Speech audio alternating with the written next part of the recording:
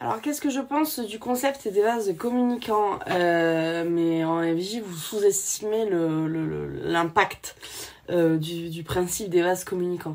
C'est quand je fais des guidances chasers et que j'incite les chasers à pratiquer une forme d'excellence avec eux-mêmes et de ne rien accepter d'autre que ça.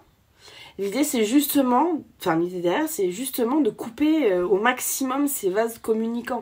En tout cas, de minorer les effets. C'est-à-dire que les largesses qu'on s'autorise, que ce soit chaser comme runner, ont forcément des conséquences sur l'autre. Donc, quand le chaser s'autorise des largesses, par exemple, de dépendance affective, en disant non, mais je peux bien faire ça, c'est pas si grave, je peux bien rêver, de toute façon, il n'est pas au courant, nanana, si, il est au courant. Et donc du coup, ça veut dire que dans le vase communicant, il va rechoper quelque chose, mais pas la rêverie mignonne. Il va choper la rêverie qui va traverser l'énergétique, parce que les vases communicants sont énergétiques, et qui va être traduit pour ce qu'elle est, c'est-à-dire de la dépendance affective. Donc à chaque fois qu'on s'autorise une largesse, quelque part j'ai envie de dire une faiblesse, un truc qu'on sait qu'on devrait travailler dessus, mais bon c'est pas si grave, enfin voilà, des trucs comme ça va traverser tranquillou pépouze l'énergétique et ça va être traduit exactement comme ce que c'est. C'est-à-dire quelque chose de pas beau, un truc vous pourriez vous en passer, voilà. Donc quand vous avez de la flemme comme ça, un truc vous savez qu'il faut le faire, etc. Quand vous procrastinez sur la question, mais en face, ça rend des choses qui sont pas belles. Là, on parle de rêverie et de dépendance affective, mais ça peut être dans les moindres détails. Par exemple, un runner qui prend de l'argent sale, vous êtes sûr que vous allez avoir un chaser qui s'endette en face, par exemple. Vous voyez, des choses comme ça. Qu'est-ce que je peux vous donner d'autre comme exemple si vous avez des problèmes d'ego, par exemple la question des valeurs, c'est un truc hyper ouais mais moi je fais pas ça, par exemple, vous voyez des trucs comme ça, la fierté un peu coincée en travers, etc. Vous êtes sûr que si vous avez une FJ, utilisateur ou runner, on s'en fout, mais si vous avez une FJ comme ça qui a un sens très particulier de l'honneur personnel, de quelles sont ses valeurs, où il place sa fierté, etc. En face, vous êtes sûr que vous allez avoir une FJ qui va avoir des principes très particuliers. Et vous voyez, il va y avoir un petit peu de conflit comme ça. Le vase communicant, c'est de toute façon, c'est quelque part le parcours n'excuse rien. Il permet de comprendre ce qui s'y passe, mais il n'excuse rien. Donc la seule porte de sortie, et ça borne comme ça, imaginez-vous sur l'autoroute comme ça avec les panneaux, genre c'est là que tu sors. T'as pas pris la sortie, bon mais c'est là que tu vas sortir. Vous voyez, ça continue comme ça. La seule sortie qui va fonctionner, c'est de rentrer dans un souci de rigueur ou d'excellence, appelez ça comme vous voulez, avec soi-même, qui va en phase, parce que ça c'est une énergie qui est très, qui est dure, qui est coriace, mais qui est saine. Et donc en face, ça va aussi appeler ça. C'est-à-dire si moins de largesse il y a, moins de faiblesse il y a, pas faiblesse dans le sens d'être faible, dans le sens de s'accorder quelque chose, vous voyez. Plus il va y en avoir, plus le lien va devoir le décompenser ailleurs.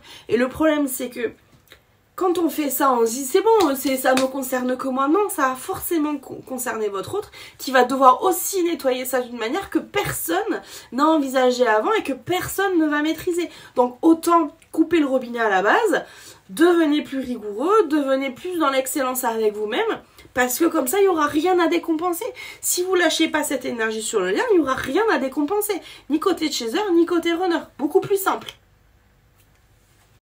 Sachant qu'en plus, quand on est dans une démarche vraiment de rigueur comme ça envoie aussi le signal que quelque part, on est prêt à recevoir la suite. Et donc, il y a ce sentiment où on avance beaucoup plus vite. Enfin, beaucoup plus vite. Plus efficacement en tout cas. Où tout devient plus clair. C'est-à-dire qu'on avance avec plus de recul. Quand on devient rigoureux comme ça, on accepte d'entendre le mauvais. On ne le considère pas comme quelque chose de mauvais, on le considère comme de l'information qu'il faut prendre en charge, qu'il faut soigner, qu'il faut éjecter. Donc il y a ce côté un petit peu, j'ai presque envie de dire assez machine quoi, où on va tataner le parcours à base de peu importe ce que la vie va m'amener, peu importe ce que la source va m'amener, je le prends, je le tabasse, je l'éjecte quoi. Ok, et on enchaîne. Donc il y a ce côté aussi où ça permet de passer à un autre niveau de travail, assez satisfaisant, je dois vous avouer. Il y a vraiment ce côté genre tout doux, genre ça check. ça check, ça check, ça check, vous voyez, et on descend le truc comme ça. Et c'est très libérateur parce qu'en fait c'est concret, les choses elles avancent de façon très concrète pour soi-même déjà, et du coup via le principe des vases communicants, si ça avance pour soi, ça avance forcément pour l'autre aussi, parce qu'on a balancé dans le lien cette énergie de rigueur, de travail, d'intensité de travail, de supériorité du travail, qui va vraiment appeler aussi en face le Coco, faut que tu te dépêches, faut que tu suives en fait, là t'es en train de tes derniers course là, vous voyez.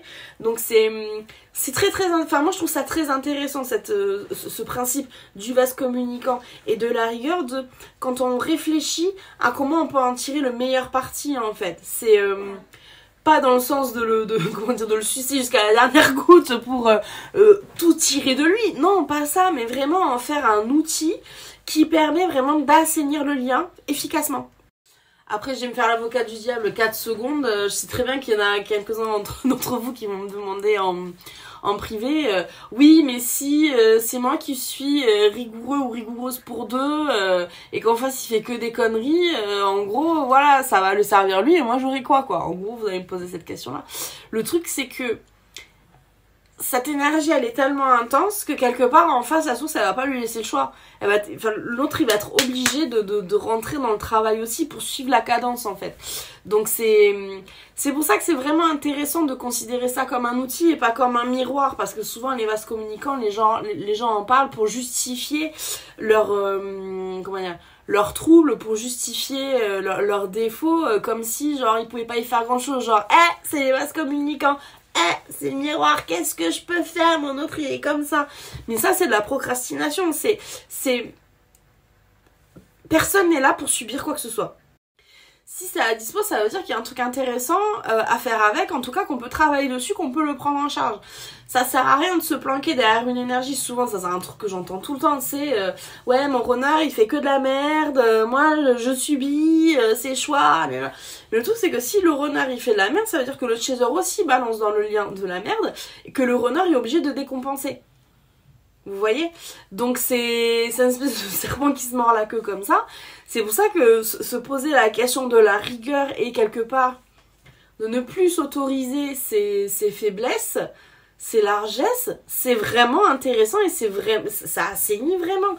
Et je peux même ajouter que le truc c'est une forme de training aussi. C'est-à-dire qu'au début, franchement au début c'est dur parce qu'on passe d'un univers où ce lien tel qu'il est, le fait de subir aussi, c'est notre quotidien, c'est notre histoire, à apprendre à travailler le lien d'une manière qui est complètement différente. Donc il y a une forme de deuil à faire par rapport à ça, de dire ok, cet énorme pavé dans lequel j'ai beaucoup souffert, mais j'ai beaucoup aimé aussi, il faut qu'il s'en aille. Et il faut qu'il qu'il transmute, il faut qu'il devienne différent, quoi. Donc du coup, il y a une petite phase de deuil, on va pas se mentir, et il y a aussi un training, une habitude à prendre, c'est-à-dire ok, maintenant je redéfinis mon attitude par rapport au lien comme un truc vachement plus rigoureux, vachement plus dans la maîtrise, dans l'expérience de ce lien, de qui je suis, etc. Oui, je vais apprendre de nouvelles choses. Donc mon attitude va changer aussi, donc celle de mon autre va aussi évoluer. Donc il y a un truc comme ça où c'est une espèce de gros bordel là, qu'on nettoie un petit peu, on met en place pour le coup une vraie façon de faire, une vraie maîtrise du lien de part et d'autre, de façon énergétique d'abord, ensuite de façon beaucoup plus consciente, et on apprend à faire différemment, et plus on fait différemment, quelque part plus on s'obstine à faire différemment en disant de toute façon, ce que je connais du lien, oui, j'ai beaucoup aimé, mais oui, j'ai beaucoup souffert aussi. Et la rigueur que je vais m'imposer à moi-même, c'est pas d'adopter telle ou telle posture de façon très dogmatique, etc. Non, c'est je n'accepte plus de souffrir pour rien. C'est ça la posture à adopter, c'est ça la rigueur. Ce respect qu'il faut se donner à soi-même, c'est je veux bien travailler tout ce que vous voulez, mais je n'accepte plus de souffrir dans le vide, en fait. Je n'accepte plus de subir quoi que ce soit. Je veux pouvoir avancer, pour avoir la main dessus, pour que ça devienne captivant, pour que ça devienne intéressant, et que quelque part j'arrive à en tirer quelque chose qui fait sens pour moi.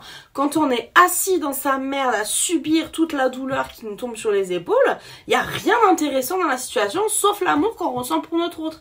Alors je sais qu'il y a certains chasseurs qui vont dire oui mais ça c'est suffisant. Non, c'est pas suffisant, Jean-Michel. Sinon tu passerais pas tes soirées à pleurer si c'était suffisant. Voilà. Ne me fais pas dire ce que j'ai pas dit. Merci. Donc voilà, on adopte cette nouvelle attitude, on l'implante vraiment. Et en fait, plus on la pratique, plus elle devient complètement naturelle. Parce que cette nouvelle méthode, ce nouveau soi, délesté complètement de ces traumas, de ce désespoir qu'on subit, de toutes ces couches comme ça, en vrai, c'est notre nous intérieur. C'est nous. La personne qu'on était assise dans la merde à subir cet amour, c'était pas nous. C'était une version de nous tellement traumatique, complètement déconnectée de notre nature profonde, absolument pas alignée, absolument pas ancrée. Cette version de nous, objectivement, elle a rien de riche, elle a rien de sympathique. Mais c'est celle avec laquelle on a navigué pendant très longtemps. Donc c'est pour ça qu'il y a un petit processus qui est assez compliqué, vraiment de l'ordre du deuil pour s'en sortir. C'est vrai, c'est une espèce de passage à vide assez flou, où on comprend pas trop bien ce qu'il faut faire. Mais le but de cette rigueur-là, c'est de nous amener à nous, notre essence pure. Qui nous sommes vraiment, notre nous intérieur, notre enfant intérieur, tout ça bien aligné, bien ancré tout ensemble, vous voyez. Donc c'est ma grande passion, donc j'espère que je vous ai transmis un petit peu de ma passion par rapport à ça. Mouah.